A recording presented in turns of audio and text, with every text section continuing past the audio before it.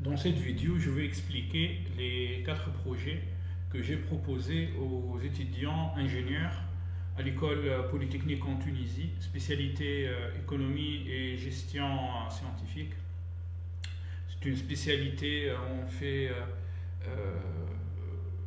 c'est-à-dire on étudie les algorithmes et les modèles machine learning, deep learning, l'économétrie, la finance d'entreprise, la finance des marchés. Donc cette année, j'ai proposé à ces étudiants 4 projets, dont un est optionnel. Donc ce sont des projets à dominante data science. L'idée c'est de travailler sur des vraies données et d'effectuer des analyses pertinentes. Donc, rapidement, le projet numéro 1 s'intéresse à l'implémentation d'une stratégie systématique dans les marchés de devises étrangères, ce qu'on appelle les marchés Forex.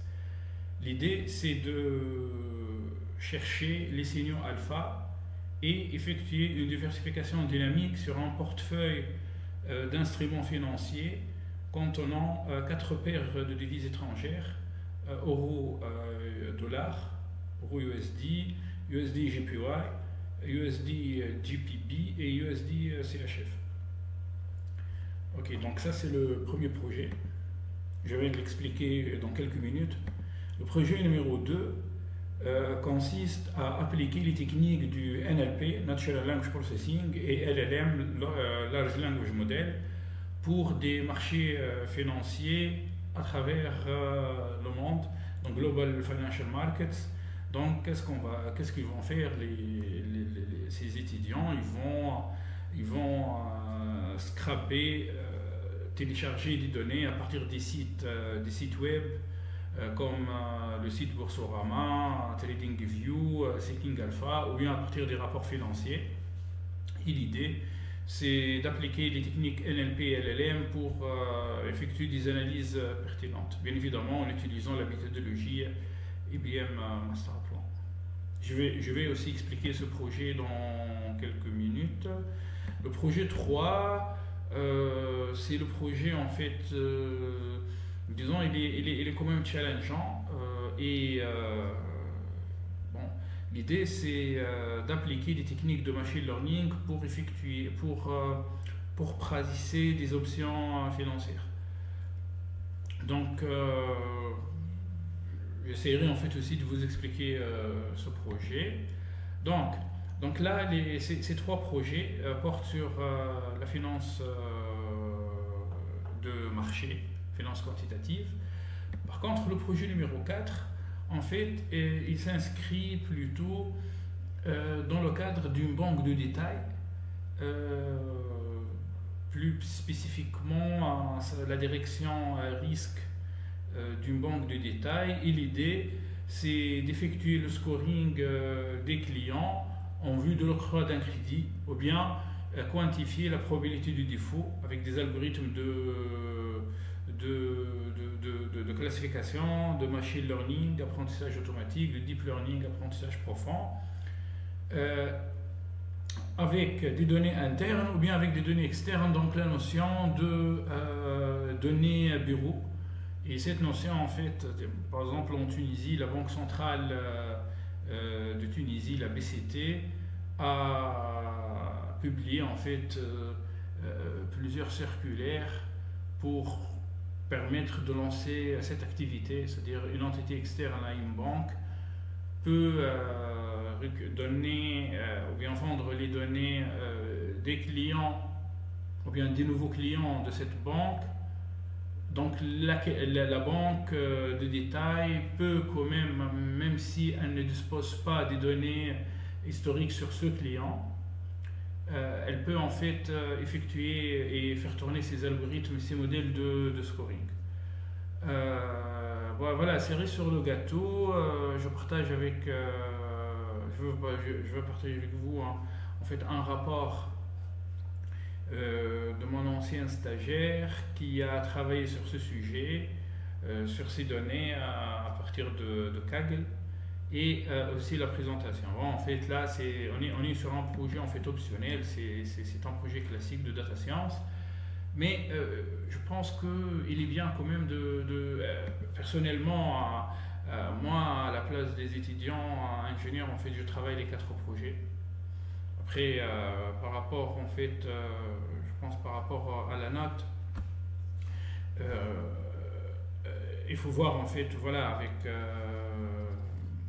avec leur prof, enfin, avec le prof responsable de la matière, monsieur Yassine Hachichi, lui, en fait, il va décider, c'est-à-dire est-ce que la note va être concentrée sur un seul projet ou bien sur la totalité de ces projets.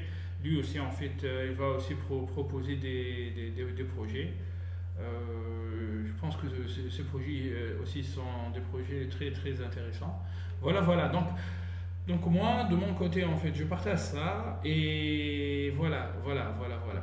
Ok, donc allez, je commence en fait par le projet numéro un. C'est quoi le but du projet numéro un? En fait, tout d'abord, l'idée, c'est de suivre la méthodologie IBM Master Plan. Donc, il commence en fait par ce qu'on appelle le business readiness. Donc, est-ce que le client est prêt à appliquer ou bien à utiliser l'intelligence artificielle, à utiliser le machine learning, le deep learning, c'est-à-dire à entamer une transformation IA. En fait, on parle d'une transformation digitale. Après la transformation digitale, il y a la transformation data. Après la construction du socle data, on passe en fait à la transformation IA. Donc, bien évidemment, en fait, si une entreprise, une banque, une assurance, une institution financière, une entreprise de réassurance, une banque centrale ne dispose pas, c'est-à-dire n'a pas effectué déjà sa transformation digitale, il est plus compliqué de parler de la transformation data et encore plus compliqué de parler de la transformation IA. Mais là, puisqu'on est en fait en finance de marché, donc en fait on parle d'une banque de financement et d'investissement, une BFI. Donc dans une BFI, on trouve une salle des marchés. Et de manière générale, les salles de marché sont très très développées. C'est-à-dire on trouve, c'est-à-dire le socle data est déjà prêt. N'importe quelle salle de marché, en Tunisie ou bien à l'étranger, bien évidemment, dispose d'un data broker style comme par exemple Reuters Refinitiv, comme Bloomberg. Donc on n'a pas un problème en fait par rapport aux données externes, par rapport aux données marché, c'est-à-dire on peut récupérer ces données. Et maintenant, il suffit d'aller sur MetaTrader 5, il suffit en fait d'avoir un abonnement sur des banques suisses, du Gascopy, par exemple sur des brokers, et ben on peut récupérer ces données marché. Je parle en fait des marchés forex ou bien des données equity. Sur TradingView, on peut récupérer beaucoup de données jusqu'à la granularité en fait de 1 minute. Après, si on peut descendre à moins d'1 minute, c'est-à-dire avoir les données en secondes, les bougies en secondes et pourquoi pas les ticks, les bid et les ask en ticks, c'est-à-dire on met les secondes, il suffit de payer en fait un abonnement. Je parle de TradingView. Mais il y a plein de solutions. Donc là, par rapport au business readiness, en fait, c'est bon. Là, je crois que si on travaille dans une salle de marché, on est ready, il y a les données, nous avons toutes les ressources possibles et imaginables pour travailler sur ces projets. Après, il reste en fait l'aspect stratégie. Est-ce qu'on va bosser sur un marché forex, sur un marché equity, sur le marché obligations, sur les cryptos? Bon, les cryptos, je ne parle pas en Tunisie, à l'étranger, oui. Est-ce qu'on va faire de l'asset management ou pas? Donc là, on est déjà prêt. Donc par rapport à la partie business understanding, il y a en fait beaucoup de choses, c'est-à-dire la compréhension de métier, il faut comprendre bien évidemment ces marchés des devises étrangères, comment ça se passe, c'est-à-dire la cotation, quels sont les facteurs qui agissent sur les cotations de l'euro-dollar, enfin, des paires de devises étrangères ou bien de la devise locale, par exemple le dinar tunisien. Dans notre cas, je ne veux pas parler en fait du dinar tunisien. L'idée, c'est de suivre des paires à l'international. Voilà. Bon, l'idée en fait de cette vidéo, c'est de survoler ces projets. Après, je peux revenir et parler en détail projet par projet. Après, à la partie approche analytique, bien évidemment, comment on va faire pour récupérer ces signaux alpha? Eh ben, il suffit en fait, on applique des algorithmes de régression, c'est-à-dire de forecasting, sur des séries temporelles, ou bien de classification. Donc, soit en fait, on va directement prédire le prix, malgré que c'est très compliqué, le sujet est très chaud, il est très sulfureux. Il y a beaucoup de gens, enfin des spécialistes qui disent qu'on ne peut pas, il y a des spécialistes qui disent on peut. Je parlerai de ça dans une autre vidéo. Donc, approche analytique, donc là on va décider, est-ce qu'on va faire une segmentation, c'est-à-dire un apprentissage non supervisé, ou bien est-ce qu'on va appliquer un apprentissage supervisé, ou bien est-ce qu'on va appliquer un apprentissage semi-supervisé, ou bien self-supervised learning, maintenant comme en LLM. Donc là, dans ce projet, plus spécifiquement, sur la partie recherche alpha, on va faire de la classification, c'est-à-dire on va dire, tiens, est-ce que le marché il va monter, ou bien est-ce qu'il va baisser, ou bien est-ce qu'il va rester stable. Je parle là des régimes, hein, c'est-à-dire est-ce que c'est un régime haussier, régime baissier, ou bien un range. Bien évidemment avec un nombre de pips bien déterminé. Pips c'est 10 puissance moins 4 pour les paires, sauf pour le yen c'est 10 puissance moins 5. Bon, bref, bon, c'est l'unité, pips 10 puissance moins 4, c'est-à-dire on parle du quatrième chiffre après la virgule. Après, donc voilà, maintenant ça c'est pour la classification. Est-ce que c'est un régime haussier? Est-ce que c'est un régime baissier? Est-ce qu'on va prédire un régime range?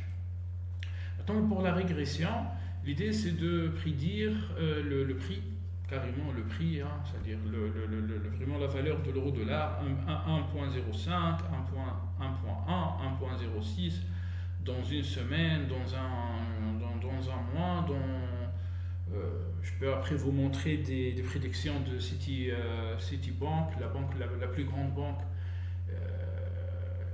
en termes de marché forex élue l'année passée comme la meilleure banque en fait en forex à travers le monde. En equity, il y a Goldman Sachs. Bon, donc je vais vous montrer vraiment des insights faits par des spécialistes. Voilà. Voilà.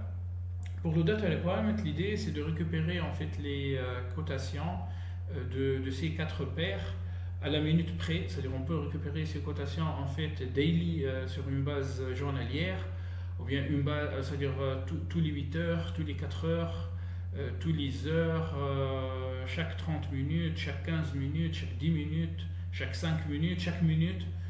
Après je pense que travailler, en fait, après je peux vous donner même des tics, bon, des tics en fait au millisecondes de près. Bon, c'est du high frequency trading. Là, le projet, et on est en fait quand même sur, on n'est pas sur du high frequency, on travaille en fait, on s'arrête à la minute près. Donc l'idée en fait, c'est d'analyser des données à la minute près, 1 minute, 5 minutes, 10 minutes, même des données daily. Mais pour, pour les data requirements, donc c'est un cahier de charge, on définit les données nécessaires dont on a besoin pour effectuer nos analyses.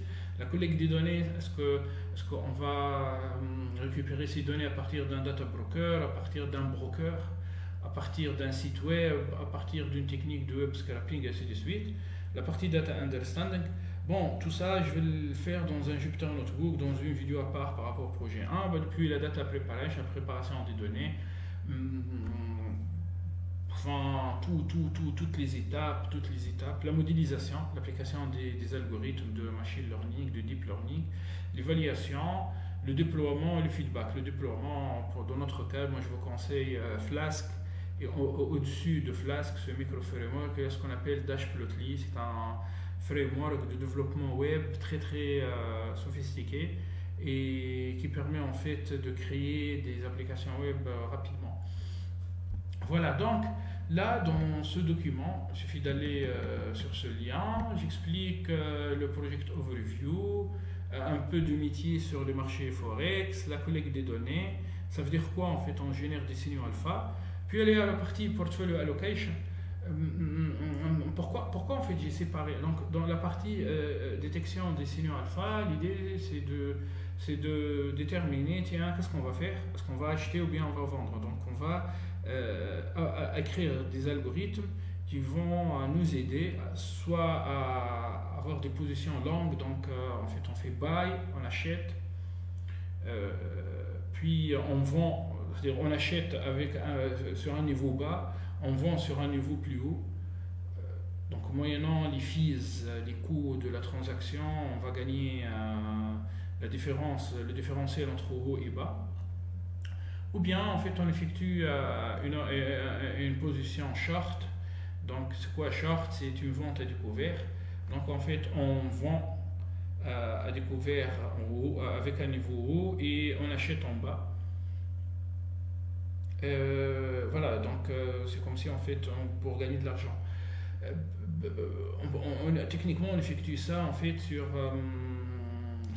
à chaque fois sur une seule paire. Donc on peut après définir notre stratégie, calculer le PNL, calculer les métriques risques et définir un risk matrix, un framework risque sur ces stratégies de génération d'alpha, c'est-à-dire pendant notre algo trading. Après, on sait bien que les marchés forex, ce sont des marchés très risqués. Il y a, à cause en fait de la manipulation, je parle sur l'échelle internationale, le marché interbancaire, c'est très connu. Il y a même des sanctions contre des grandes banques, JP Morgan, Citi, Goldman Sachs, donc c'est connu, il suffit d'aller chercher ces sanctions. Donc tout le monde sait que c'est un marché où c'est un marché en fait problématique, il y a des surprises, donc il est très risqué. Il est très risqué. Autrement dit, c'est-à-dire on peut prédire que le marché va monter, va grimper, et on entre avec une position longue, donc buy, et sauf que en fait le marché, qu'est-ce qu'il va faire? Donc l'euro-dollar il va baisser, donc il va frapper évidemment un certain stop loss, donc on va sortir perdant, et puis en fait il va remonter pour atteindre en fait l'objectif. Donc là l'objectif data science atteint, objectif multi n'est pas atteint, c'est très compliqué. Donc pour cela, afin en fait de réduire ce risque diversifiable, on peut appliquer les techniques de diversification de portefeuille. Donc les techniques classiques, optimisation quadratique, Markovitch, ou bien Equal-Risk Parity, Hierarchical Risk Parity, des algorithmes HRP, HERC, Hierarchical Risk Parity et Hierarchical Equal Risk Contribution. Donc c'est 1, 2, 3, 4 méthodes appliquées sur ces 4 paires, sur un portefeuille de 4 paires. On peut créer une stratégie de trading qui va mélanger la détection de signaux alpha et la réduction de risques non diversifiables. Et ça permet aussi, en fait, d'un point de vue académique, aux étudiants de l'école polytechnique d'appliquer la méthode de diversification de Markovitch, connue depuis les années 60. En fait, c'est un simple problème d'optimisation. D'appliquer la méthode Equal Risk Parity et bien évidemment d'appliquer les nouveaux algorithmes développés par Prado, le professeur Prado Lopez. Il est maintenant au fonds souverain d'Abu Dhabi. Bon, il travaille en fait c'est un professeur de finance, il vient d'une grande université américaine et c'est lui qui a développé cet algorithme. C'est un algorithme qui utilise des arbres de décision, c'est un algorithme en fait qui utilise le machine learning pour effectuer une diversification plus intelligente que Markovitch. Après, il y a d'autres gens qui ont développé HERC. C'est un algorithme qui utilise aussi des techniques de machine learning et qui permet de surperformer l'Equal Risk Parity. Bref. Donc, mon idée, c'est, voilà.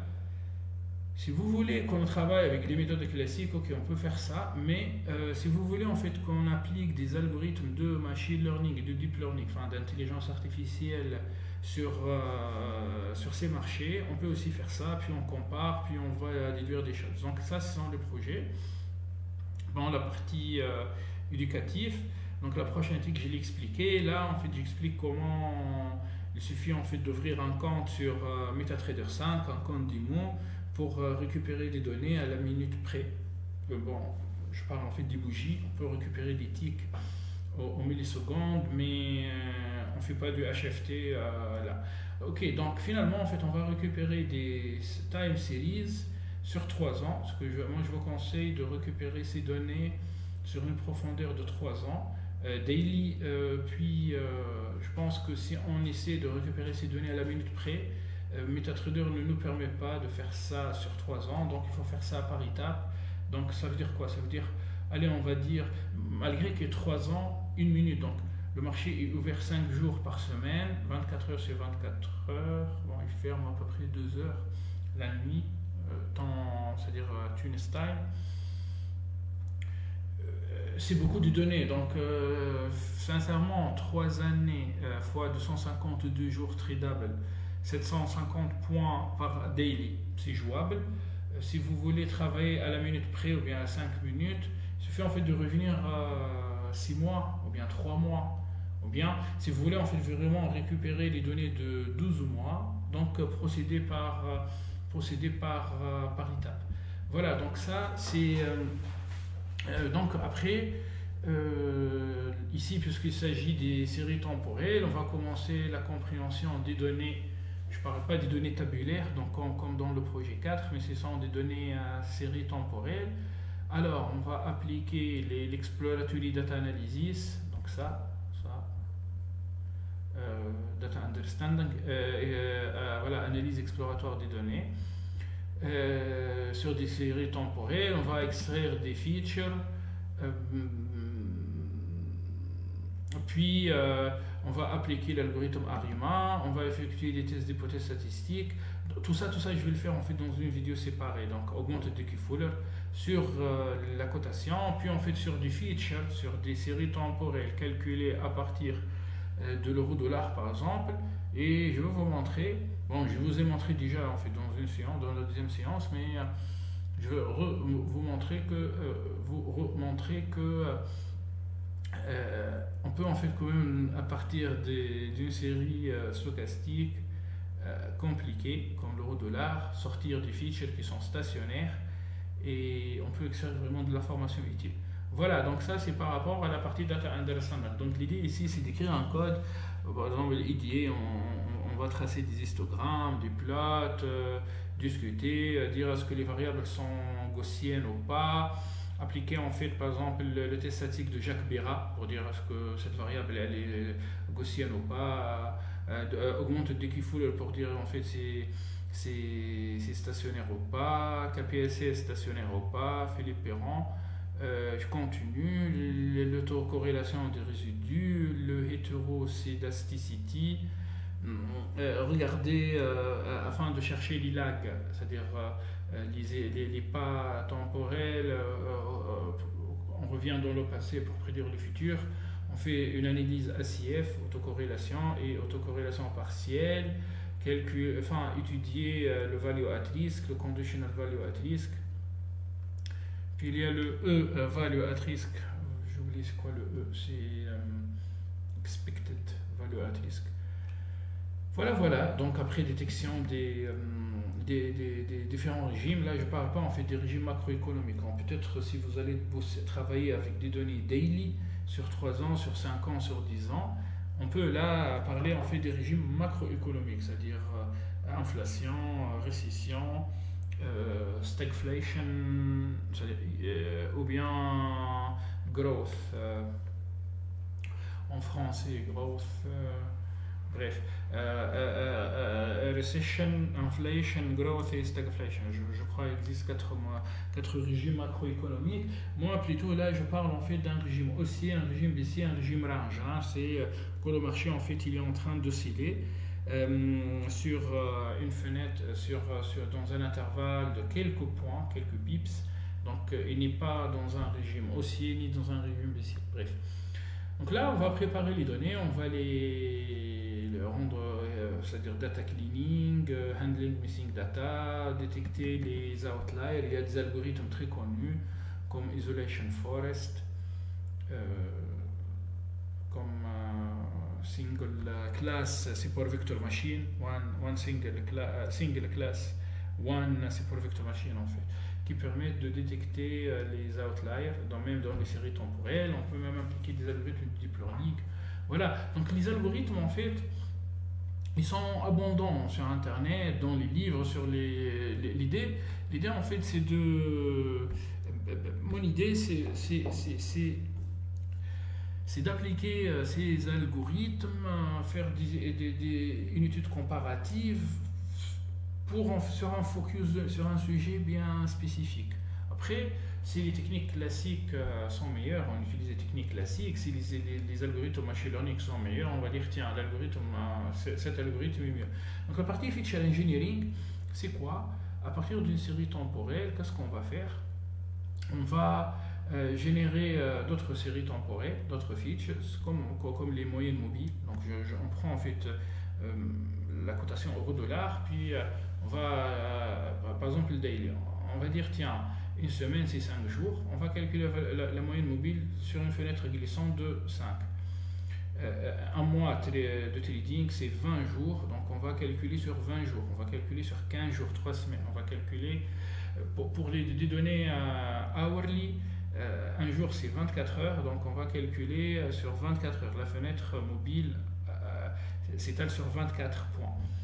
Donc on va calculer des moyennes mobiles, c'est comme si on va en fait avoir un effet de moyennage, c'est-à-dire on va moyenner pour diminuer un peu le bruit, diminuer un peu les fluctuations, puis appliquer bien évidemment des indicateurs techniques, de l'analyse technique, RSI, Relative Strength Index, les bandes de Bollinger Bands, les MACD, Mean Average Convergence Divergence, ainsi de suite. Il y a plein d'indicateurs techniques et empiriques, des moyennes mobiles. Après, on peut même appliquer des transformés de Fourier pour faire des projections.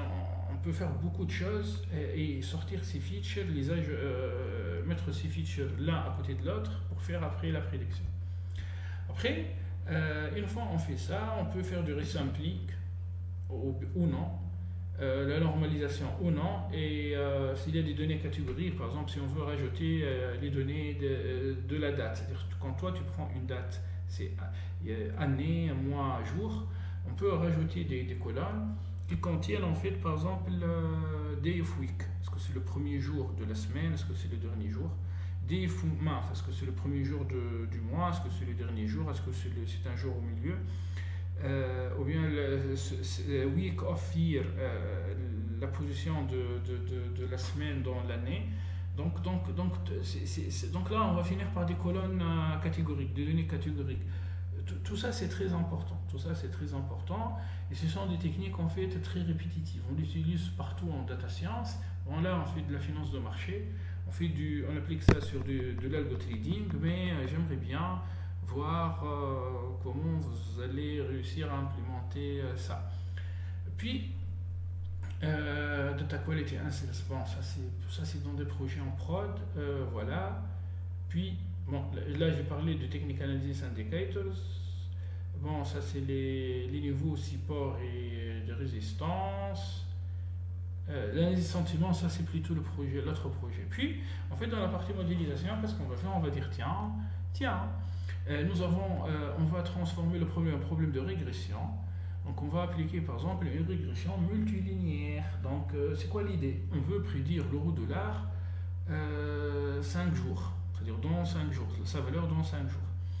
Donc là, qu'est-ce qu'on va faire? On va prendre la série temporelle euro-dollar daily, par exemple, sur 3 ans. Puis les features extraits, RSI, moyenne mobile, ainsi de suite. On va supprimer le temps. On va finir par une matrice rectangulaire. On va laguer l'euro-dollar en fait par 5, puisque le but c'est de prédire dans le futur 5 jours, donc on va laguer par 5.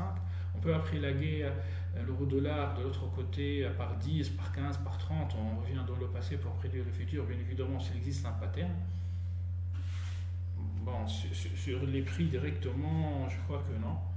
C'est très compliqué même, c'est très compliqué. Mais sur des features bien spécifiques, je vous ai donné ces variables, un exemple des variables. Oui, on peut faire ça. Puis on applique l'algorithme pour faire la prédiction. Puis en fait, après, on regarde, on fait les p-values. Après, on peut appliquer KNN régresseur, decision tree régresseur, random forest, c'est-à-dire arbre de décision, algorithme basé sur des... KNN, c'est un algorithme basé sur des distances, norme 2, norme 1, norme 1, ou bien distance de Minkowski, ce sont des distances topologiques. Puis il y a les arbres de décision, un seul arbre, puis plusieurs arbres, c'est du bagging. Puis en fait, l'XGBoost, c'est du gradient boosting. On peut aussi appliquer la GBM 4 boost. On peut faire même du blending ou bien du stacking. Donc, un seul arbre de décision, une forêt de décision, une forêt d'arbres de décision, une forêt aléatoire, bagging, gradient boosting. Puis on peut faire du stacking et du blending. Et ça, c'est un modèle mathématique. Ça, c'est un modèle basé sur des distances topologiques. Bien évidemment, là, quand il y a des corrélations, ça ne marche pas. Là, en fait, quand les variables ne sont pas gaussiennes, c'est un peu compliqué. Il faut bien savoir, bien choisir la distance, norme infinie ou pas. Bref, puis on fait le deep learning et les transformers. Voilà. Ça, c'est pour la partie régression. C'est-à-dire, c'est très compliqué, mais quand même, je pense qu'en travaillant, c'est-à-dire en appliquant à chaque fois, après, vous, en fait, dans vos Jupyter Notebook, vous allez finir par .fit.predict. Après, vous avez le droit de fine-tuner ces algorithmes pour comprendre ça. Si vous voulez comprendre la structure intérieure de l'algorithme mathématiquement ou bien informatiquement, l'algorithme, vous pouvez me demander ça dans la vidéo ou bien par email. Je peux réaliser une vidéo sur tout ça. Bon, j'ai une centaine de vidéos dans ma chaîne YouTube qui parlent que de ça. Mais le fait en fait d'appliquer ces algorithmes permet vraiment aux étudiants de comprendre que par exemple dans un algorithme mathématique régression multilinéaire, on peut appliquer la théorie de la statistique inférentielle. Et bien cette théorie, on ne peut pas l'appliquer sur l'algorithme XGBoost. C'est-à-dire est-ce que la probabilité sortie, c'est-à-dire est-ce que le fait d'appliquer l'indice du génie ou bien l'entropie de Shannon en théorie d'information nous permet de corréler ça à la statistique inférentielle. Donc là, on peut faire des thèses d'hypothèses statistiques, donc on peut finir par des p-values, donc mathématiquement c'est solide. Là, malheureusement, c'est non. Mais il y a ce qu'on appelle en fait les feature importances. Et model explainability, c'est un autre domaine de data science. Model interpretability, model explainability. Et feature importance, en commençant par trouver en fait, ordonner les features selon leur importance, selon leur influence sur la prédiction. Une fois on fait ça, on passe maintenant à la classification. Donc dans le cas d'une classification, bien évidemment, on peut appliquer l'algorithme régression logistique, qui est un algorithme mathématique, c'est l'équivalent de régression multilinéaire mais en classification. Puis KNN classification, decision tree, random forest, XGBoost. Enfin, techniquement, il suffit au lieu de faire from XGBoost import XGBoost regressor, on fait XGBoost classifier, mais là, d'un point de vue métier, c'est très différent. L'idée, c'est pas de prédire le prix. L'idée, vraiment, c'est de prédire est-ce que ça va monter ou ça va descendre. Et si ça va monter, on peut entraîner le modèle pour prédire est-ce qu'il va monter, c'est-à-dire le prix de 5 pips, de 10 pips, de 50 pips, de 100 pips selon les objectifs du trader. Oui, on peut faire ça. Puis ça, c'est ensemble méthode. Ça, c'est le bagging et le boosting. Voilà. Donc l'évaluation, que ce soit statistique ou bien mathématique, puis bien évidemment tout ça c'est de la data science. Maintenant il faut appliquer ça vraiment. Donc il nous faut un outil de backtesting et moi je propose Backtrader. C'est un bon outil de backtesting qui permet en fait, voilà, il suffit en fait BT Backtrader. On peut le tourner pour c'est-à-dire les signaux qu'on a trouvés, achat, vente, achat, vente, buy, sell, ou bien faire rien, enfin hold on, et ben on l'implémente ici et on commence à backtester. Et puis en fait on passe au live trading. Pendant la deuxième séance, j'ai partagé avec vous un algorithme un robot trader qui permet en fait de passer des opérations, des transactions directement sur trading, sur MetaTrader et sur Wana. Et voilà, finalement, on peut en fait déployer avec Flash et Dashplotly, avec Flask pardon, et Dashplotly. Ça c'est le projet numéro 1. J'espère que j'étais clair. Donc après vous avez les données. Hein, je les récupérées d'une banque suisse. Vous avez un fichier aussi en code Python qui permet aussi d'interfacer vos codes avec MetaTrader 5. Après, si vous voulez autre chose, vous me dites et voilà. Donc ça, c'est le projet numéro 1. Peut-être que j'étais pas très clair sur la partie portfolio allocation, mais bon, je peux spécifier en fait une autre vidéo pour ça. Mais, ok, très bien. Là, je vais passer en fait au projet numéro 2. Donc, c'est le Natural Language Processing et Large Language Model for Global Financial Markets. Donc, en fait, l'exemple industriel le plus connu qui vient à mon esprit, c'est Sesam. C'est une start-up française qui a une antenne en Tunisie au lac An, une autre antenne à Londres. Et cette entreprise a commencé avec la création, travaille beaucoup sur des données NLP et possède en fait plusieurs solutions, des solutions ESG, je ne vais pas parler de ça ici, et alerte et monitoring, mais index solution. Donc là, l'idée c'est d'utiliser les données NLP, les données texte, les données financières, textuelles, les news financiers, le flux de news financiers à partir de Reuters, Refinitiv, à partir de Bloomberg, ou bien à partir des data brokers connus, comme TradingView, ainsi de suite. On va appliquer des algorithmes NLP et pourquoi pas LLM pour sortir des sentiments et créer des indices. Voilà, Sentiment Polarity Analysis across competitors. Et ces indices powered by NLP à partir des données web, donc ce qu'on appelle en fait les données alternatives permettent permettent en fait parfois en corrélant ces indices avec l'euro-dollar ou bien avec le S&P 500 d'effectuer, de trouver en fait aussi des signaux. Donc pareil, puisque c'est un projet data science, on va appliquer la méthodologie the foundational methodology IBM Master Plan. Bon, la méthodologie, sincèrement, elle commence à partir de Business Understanding. C'est moi qui ai rajouté Business Readiness. Avec mon traitement, mon interaction avec les clients. Et voilà ce que je suis en train de voir, de lire, de discuter avec des gens à l'étranger, en Tunisie. Je pense que le Business Readiness est très important. Donc, encore une fois, supposons qu'on va travailler pour des salles de marché, donc qui ont des moyens sophistiqués, ou bien pour des asset managers qui ont les données déjà, qui ont des abonnements sur MetaTrader, sur Bloomberg, sur Reuters, sur S&P, sur des logiciels comme S&P IQ, bref.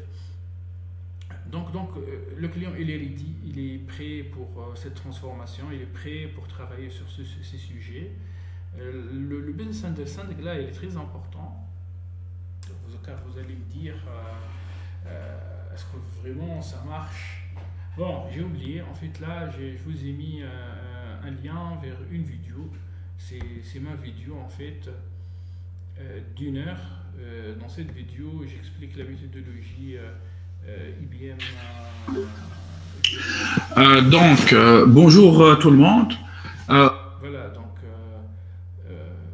j'explique en fait cette vidéo. Très bien. Bon, lui, il m'a dit très bien.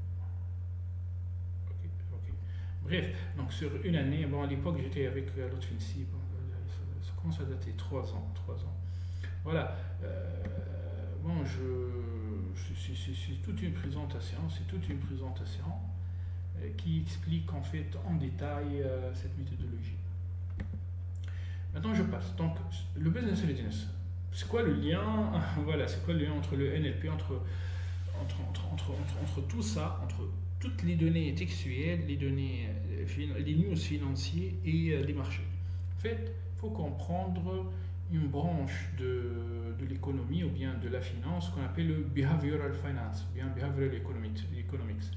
What does a chart say about market participants? There are always only two sides on every trade. There are only two choices, buy or sell. On peut aussi ajouter hold on. Choosing not to buy or sell affects prices. For any behavior to occur, three things have to happen at the exact same time: ability, motivation, and trigger, un déclencheur. Là, par exemple, un exemple très très simple. En noir, en fait, c'est le S&P 500. C'est un indice, c'est l'indice phare américain qui contient à peu près 505, 500, 506, enfin, ça dépend. Plus grande entreprise en termes de capitalisation. Voilà, donc le S&P, ça ne se calcule pas comme le Dow Jones. En fait, c'est pas. En fait, il y a plusieurs techniques de créer un indice. Voilà, donc les 505 plus grandes de capitalisation du marché américain. Donc on regarde que pendant en fait le mois de mars 2020, il y avait en fait une descente en enfer de l'économie mondiale. On sait bien le lockdown, le confinement, le fameux confinement à travers le monde. C'était en fait une période terrible. Hein. Je me rappelle bien de cette période. J'étais chez moi pendant des mois à cause du Covid-19, en fait, de ce virus. Et qu'est-ce qu'on remarque? C'est-à-dire, en regardant le VIX, c'est l'indicateur de la peur. Il est calculé à partir de la volatilité implicite, donc toutes les anticipations des participants du marché. On voit que c'est anti-corrélé. Voilà, mais vraiment, c'est-à-dire, si on prend la corrélation en valeur absolue, vous allez me dire que c'est 1. C'est 1 là, c'est supérieur à 0,98. Hein. On peut faire ça. Donc, pour les fonds d'investissement, avoir un avantage en matière d'information et prédire plus précisément les futurs résultats des entreprises, comprendre et anticiper les changements en temps réel, ce qui permet de repérer des opportunités de marché et de réévaluer leurs prévisions. Les investisseurs ont besoin de ne pas dépendre uniquement des données officielles chinoises pour leurs décisions d'investissement. Écrivait Kate Moore, Chief Equity Strategist pour le BlackRock Investment Institute, dans une note d'analyse publiée en février 2020. 2020.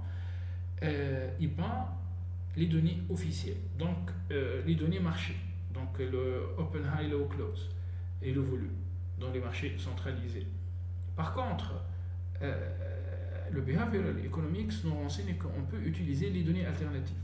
Les données alternatives sont l'une des tendances les plus transformatrices qui impacteront la recherche dans l'investissement, et la transformation ne fait que commencer. Warren Buffett. Bon, je me rappelle bien le premier article qui traite l'analyse des sentiments sur la bourse de New York, le NYSE, New York Stock Exchange,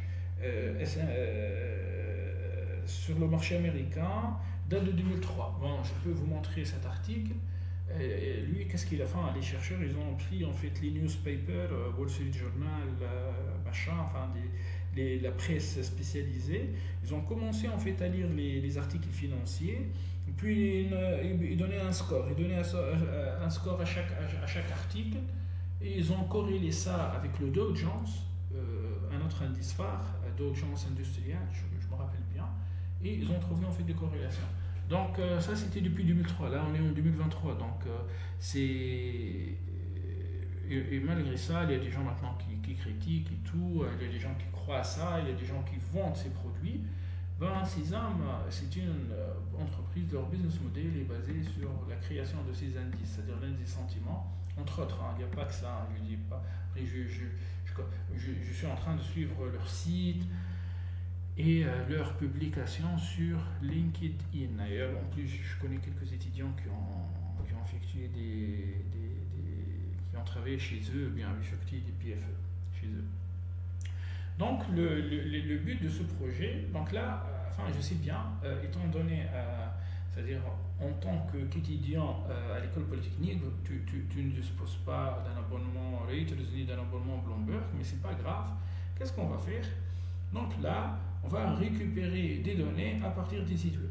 Donc par exemple, le site Trading Economics. Je montrais ce site-là pendant la deuxième séance. C'est un site qui ne contient pas en fait de pagination, il est assez compliqué. Donc il faut utiliser Selenium ici. Bon, je vais réaliser une vidéo pour vous montrer comment on peut récupérer des données. Malgré qu'il est quand même très protégé hein, avec Cloudflare, un site de protection contre ces techniques de web scrapping. Mais bon, je vais vous montrer ça. Puis, qu'est-ce que j'ai fait pendant la deuxième séance? Je vous ai montré comment collecter des données, des news financières à partir du site Boursorama. C'est un site mercidieux qui contient en fait une pagination, page 700, page 1, page 2. Donc, tout d'abord, on va récupérer les href de chaque article en fait de ce site. Et puis, à partir de ces href, on va boucler. Et on va récupérer ces articles, bien sûr, en français. Le problème, c'est que ce sont des articles en français, sauf qu'on sait bien que beaucoup de modèles de Hugging Face fonctionnent en anglais. Sinon, on peut utiliser TradingView, par exemple TradingView News, ou bien le site. Juste avant que j'oublie, TradingView ne contient pas une pagination. C'est exactement comme ce site-là. Donc c'est problématique, il faut faire du Selenium. Par contre, le site Seeking Alpha, c'est un site qui contient en fait une pagination, donc il est plus facile de récupérer des données, c'est-à-dire de faire du web scrapping. Voilà, donc c'est la partie peut-être la plus compliquée, la collecte des données ici. Je vais vous aider, je vais vous envoyer des données déjà prêtes et vous montrer comment collecter des données. Sachant que dans l'une de mes vidéos sur ma chaîne YouTube, je montre comment collecter des données à partir du site d'un site qui contient en fait une pagination. Je vais vous montrer cette vidéo rapidement.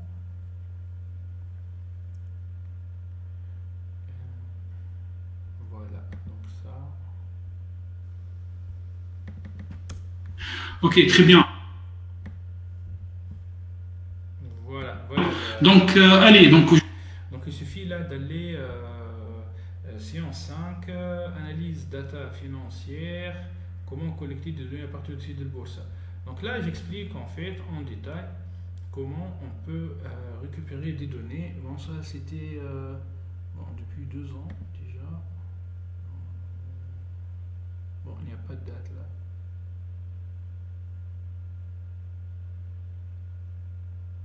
Lui, il me parle de type. Est-ce qu'il y a d'autres type. Non, je fais plus de type. Bon, bref. Qu'est-ce qu'il y a là? Et bon, voilà. Donc, il suffit d'aller ici, site Boursa. Je vous demande pas en fait de collecter des données à partir du site Boursa. Je vous demande juste en fait de récupérer des données à partir de Boursorama et Seeking Alpha. Ce sont des sites avec un système de pagination.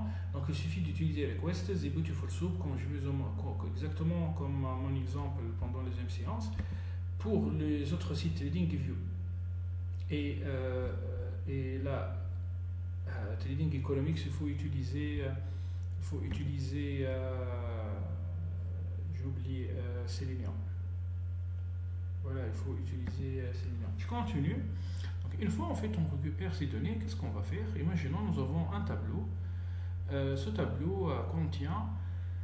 Et là je vous ai mis plein de schémas qui permettent de comprendre en fait les tâches attendues. Donc, nous avons en fait un tableau qui contient une colonne date. C'est très important, en fait, selon une certaine granularité. Bon, puisque ce sont des données NLP, on ne dispose pas en fait des licences Bloomberg ni Reuters, il suffit de travailler avec des données daily, voilà, sur une base journalière.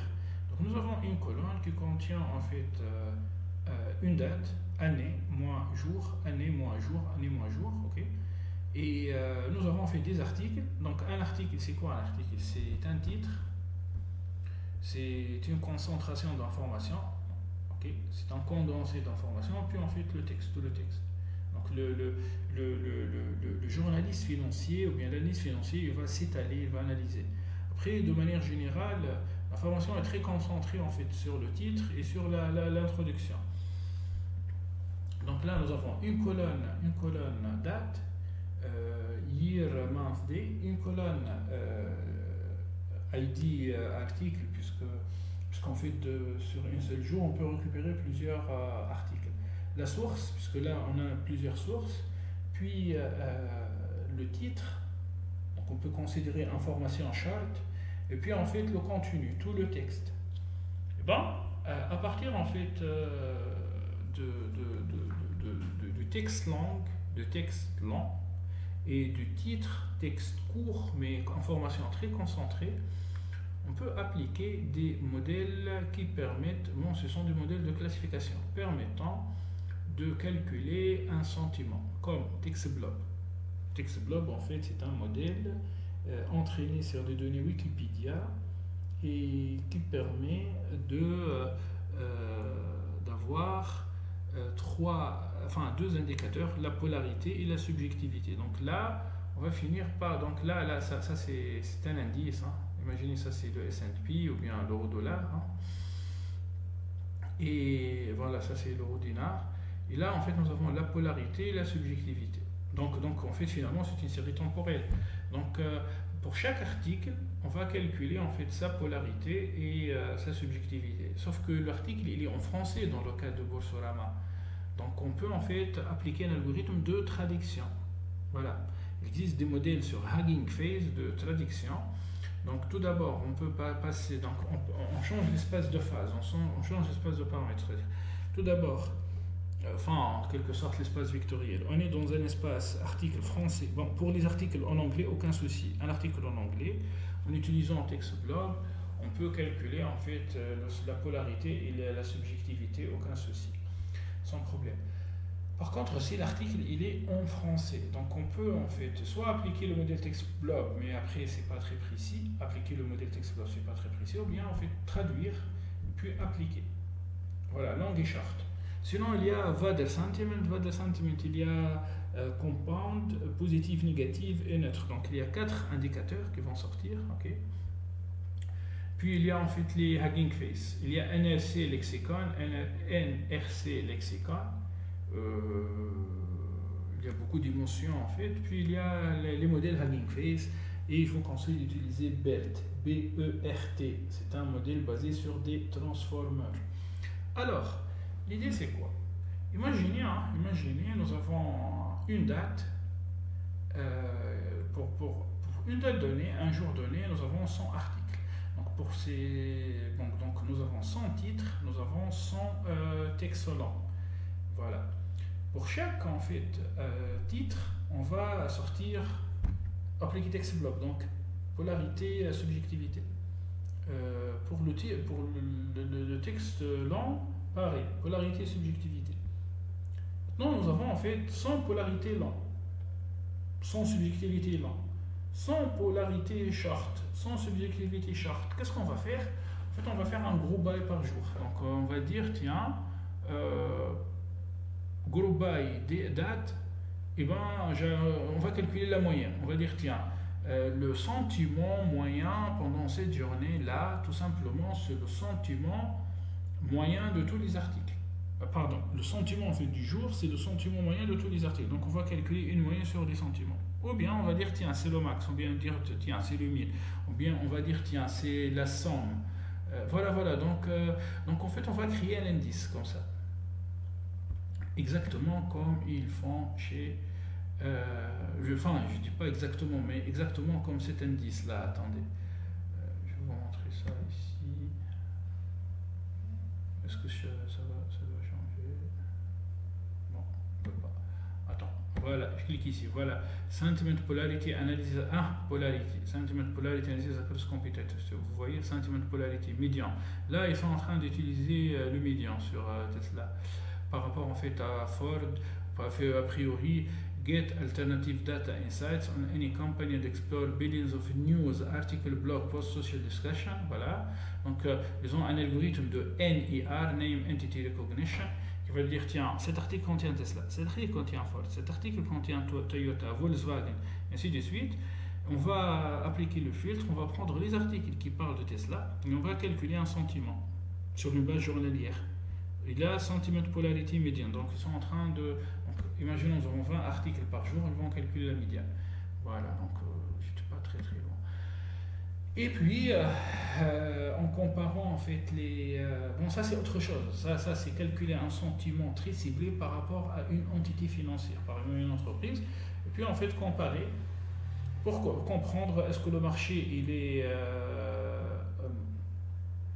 est optimiste par rapport à cette entité financière, par rapport à cette entreprise ou pas. Non, en fait, on ne va pas faire ça. Non, ce que je vous propose, c'est de calculer déjà un sentiment moyen sur une année.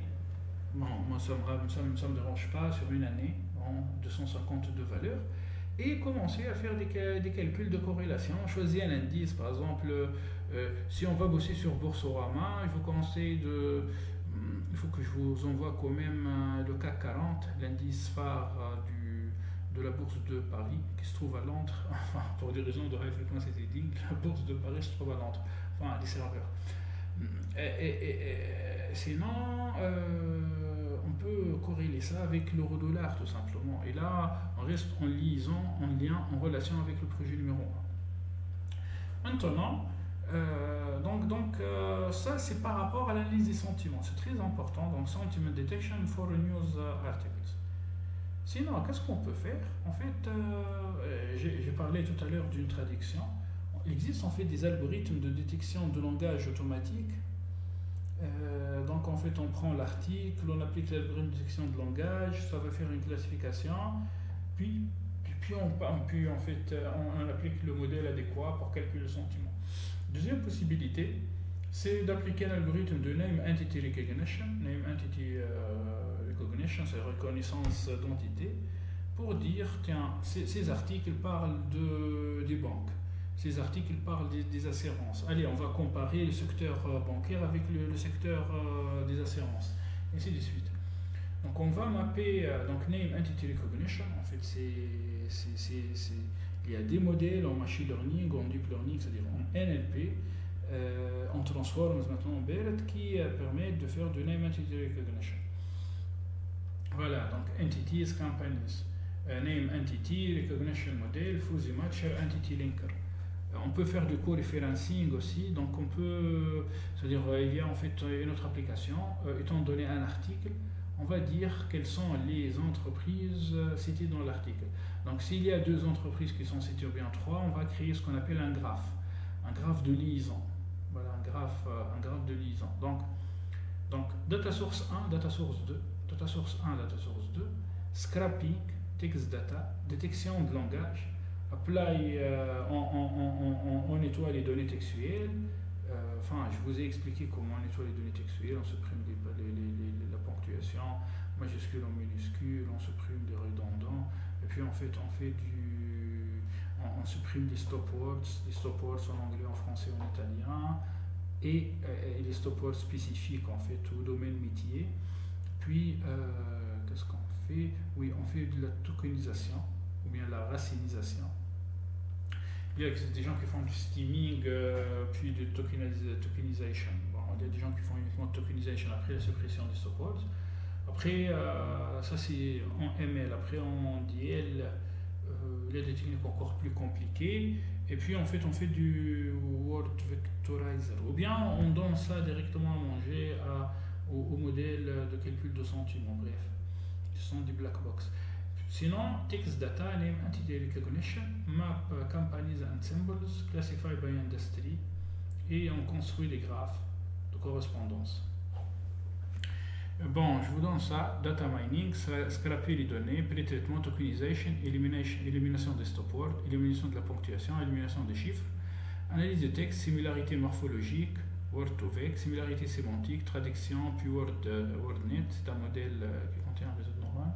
Bon, bien évidemment, ces modèles, Voilà, je vous donne en fait des modèles qui datent quand même de 10 ans. Après, maintenant, avec le LLM, avec ChatGPT, avec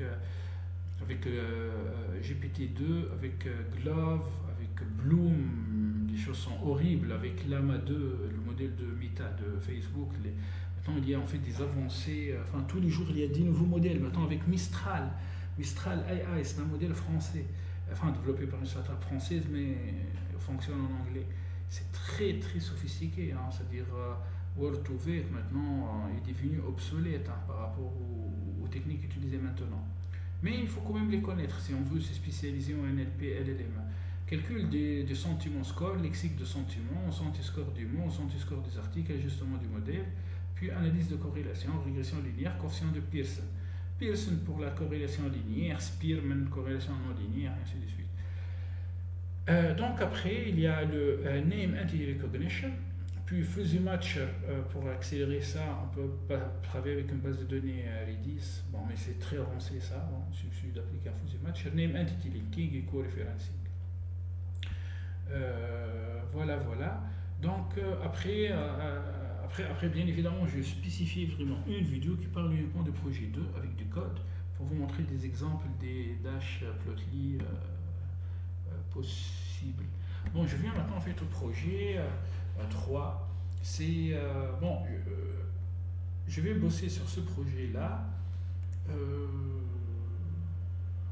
Maintenant, d'après ce que je vois sur LinkedIn et dans les banques d'investissement, est-ce que le Financial Options Pricing with Machine Learning, est-ce qu'il est utilisé ou pas? Est-ce que les gens sont chauds ou pas? En fait, là, finalement, quand on parle d'options, ce sont des SDE, Stochastic Differential Equations, des processus stochastiques, voire des EDP, Black-Scholes, par exemple. On ne passe pas forcément par la résolution de ces équations. Il y a des gens qui utilisent des techniques Monte Carlo pour générer des trajectoires. Utilisent des techniques Monte Carlo. Après, si on veut vraiment avoir des choses compétitives, on développe en C++, voire Java. C++, c'est très rapide.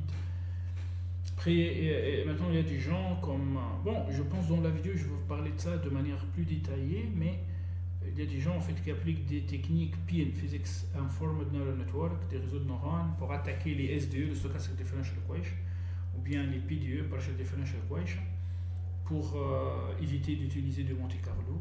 Après, il y a des gens qui disent non, les kernel méthodes, les méthodes à noyau, les kernel méthodes sont aussi sophistiquées. C'est-à-dire qu'on n'a même pas besoin des centres de calcul, des cartes graphiques, des modèles ML ou bien des Monte Carlo. On peut appliquer ça. On peut appliquer ça sur des PC traditionnels, enfin un PC normal. Donc c'est très mitigé. Moi, j'ai partagé avec vous en fait ces deux articles. C'est comment on utilise les réseaux de neurones profonds, Deep Neural Network, pour faire du contrôle stochastique. Donc un article théorique et un article pratique. Quand même, je vais revenir vers vous dans une vidéo vraiment sur le projet numéro 3 où je parle en fait du pricing d'options avec le machine learning. Maintenant je passe en fait au projet numéro 4. Là on est sur du machine learning, enfin de la data science vraiment très classique. Enfin classique, bon c'est compliqué. Donc nous avons des données tabulaires. Enfin en fait on travaille, on n'est plus en finance de marché. Bon, on fait du scoring en fait. C'est-à-dire d'après l'IFRS 9, ce qu'on appelle le CVA, Credit Value. CVA, modèle, attendez, c'est quoi? C'est ajustement de valeur de crédit. Donc Credit Valuation Adjustment. Credit Valuation Adjustment. Ou bien les XVA, Credit Valuation. Credit Valuation Adjustment, voilà. En fait là, dans une salle de marché, on s'intéresse en fait spécialement les managers de risque, enfin les chefs en fait des directions risque, les risques financial risk analyst dans les salles de marché, s'intéressent en fait au Credit Valuation Adjustment. C'est une partie en fait des XVA, il n'y a pas que le CVA. Il y a plusieurs, en fait, c'est VIA, DVIA, EVIA, si je me rappelle bien. Et là, on peut utiliser technique Monte Carlo, mais on peut aussi faire du scoring exactement comme ici. Sauf là, je suis pas. Donc, c'est-à-dire, autrement dit, que en faisant ce projet, on peut trouver une application en salle de marché. Pas dans le front office, ni dans le middle office ou bien le back office, mais chez le risque marché.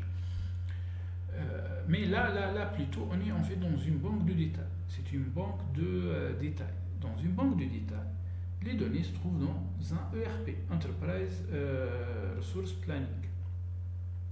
Et je vous donne en fait un exemple d'un ERP, Sage. Sage X3, c'est un ERP. Sage X3, S-A-G-E. SAP HANA 2, c'est un ERP.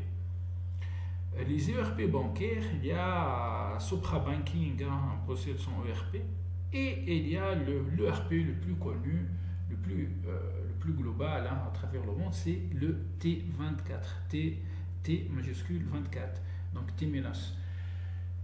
Dans ce ERP, il y a des données sous format XML. On va extraire ces données. Donc, dans ces données, il y a des données. Les données là, on n'est plus sur des séries temporelles. On est sur des données tabulaires. Nous avons des tables.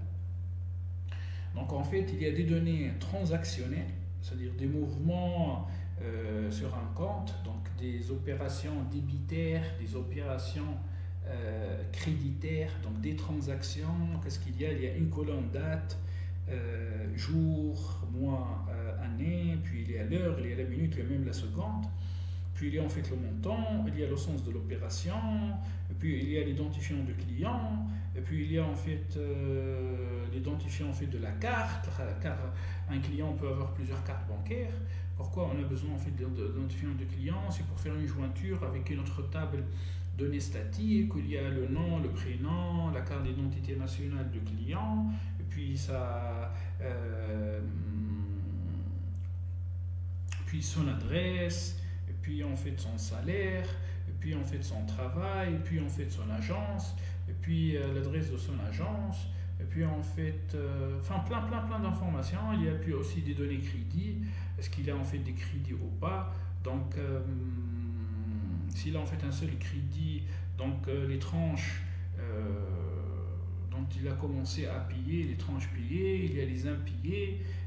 S'il a en fait plusieurs crédits, bien évidemment, s'il a en fait des produits, donc une carte bancaire c'est un produit, la deuxième carte bancaire, c'est-à-dire le compte courant avec une carte bancaire c'est un produit, le compte bancaire épargne plus la carte bancaire c'est un autre produit, et ainsi de suite. Donc il y a plein de tables, Donc là, bien évidemment, aucune banque ne va donner ces données internes, ni les crédits bureaux. Donc là, qu'est-ce que je vous propose? Je vous propose quand même de travailler. Bon, c'est assez inédit, c'est-à-dire, c'est pas très fréquent que dans Kaggle, on trouve en fait un projet qui contient plusieurs tables. Donc là, on est vraiment sur un exemple concret qu'on peut trouver dans une banque de détail ou bien une banque d'investissement. Donc l'idée, c'est commencer à comprendre les tables.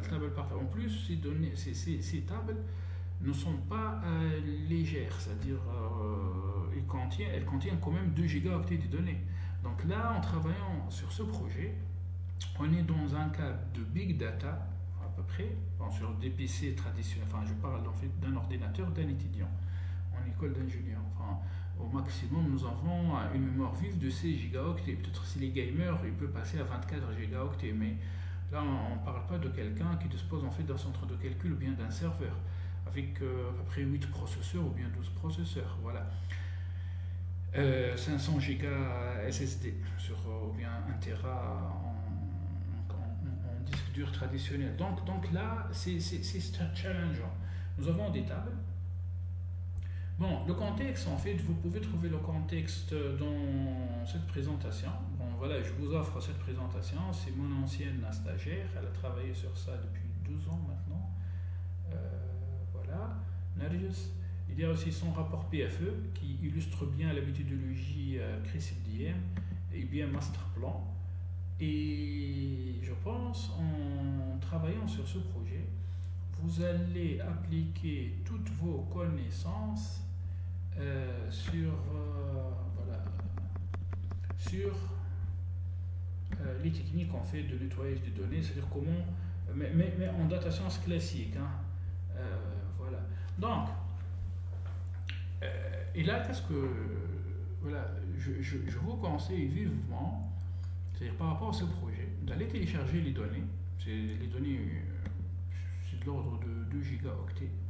Après la partie préparation de ces données, on peut passer en fait à des quantités plus grandes, des volumes plus grands. Donc, je vous conseille en fait d'aller sur ce lien, sur ce Jupyter Notebook où Will Coelson, il fait un très très très bon travail. C'est-à-dire, il explique comment on peut faire de feature selection. Non, pardon, je commence par ça. Voilà. Bon, je commence par ça. Donc là, il commence par un manuel. Il explique en fait comment on peut faire de feature engineering dans le cas des données tabulaires. Donc c'est un masterclass. Hein. C'est un truc de très. Il est très fort. Il explique bien en Python en plus. Donc je pense. Hein, en regardant ce Jupyter Notebook, moi personnellement, je donne ce Jupyter Notebook en fait, ce projet, sur 1 semaine ou 2 semaines selon le niveau en fait de la nouvelle recrue, à n'importe quelle nouvelle recrue dans mon équipe pour, c'est-à-dire voilà, pour améliorer son niveau ou bien pour vraiment l'intégrer, son onboarding. Son onboarding, c'est ce projet-là, sur 1 semaine, 2 semaines. Après, l'astuce, c'est qu'on ne fait pas ça avec Python.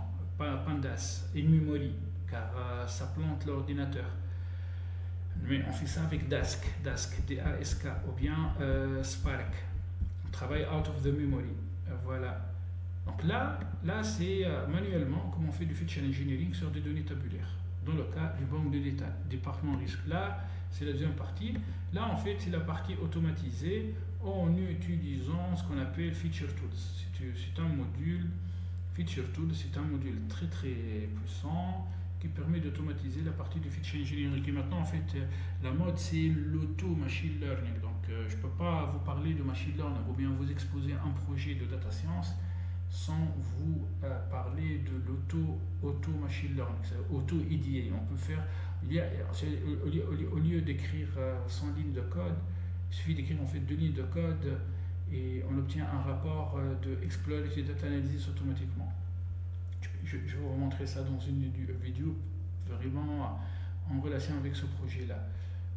C'est génial, hein? Donc vous allez apprendre le feature engineering manuel. Moi je vous conseille de commencer manuellement, voilà, puis faire de feature selection manuellement, puis la partie automated feature engineering basics. On fait ça avec feature tools, via en fait un framework additionnel qui fonctionne en Pandas, in memory, Pandas Panel Data et en Dask, car je sais bien que vous allez planter vos ordinateurs. Puis il y a la partie Automated Feature Engineering, okay. Il y a aussi là c'est ça c'est Feature Tools, Feature Tools Automated Feature Engineering. Et là c'est comment on prédit le risque de défaut, enfin la probabilité de défaut d'un client. Voilà, je pense sincèrement, hein, en travaillant ces 4 projets, ou bien déjà on essaie de comprendre, en essayant de comprendre ces 4 projets, ça va vous donner un appui pratique du cours que vous avez eu avec monsieur ici. Et vous allez vraiment comprendre à quoi ça sert en fait appliquer des techniques de machine learning, deep learning, data science, IA, NLP, LLM en secteur financier, que ce soit finance de marché ou bien BDD, banque de détail. Donc là on est sur des données crédit bureau. Des données bureau crédit bureau. Cerise sur le gâteau, la BCT, la Banque centrale en Tunisie, a donné son feu vert pour ces entreprises. Voilà, j'espère que j'étais clair. Bon, j'ai pris beaucoup de temps pour vous expliquer tout ça. Après, maintenant, l'idée, c'est de discuter de projet 1, 2 et 3 et 4 dans des vidéos séparées. Je vous enverrai ces vidéos. J'espère que j'étais clair. Donc voilà, et bon courage. Et voilà, si vous avez des questions, envoyez-moi un email. Vous connaissez mon email. Bon, là, je m'adresse en fait aux étudiants à l'école, à l'EPT. Voilà, allez, à la prochaine.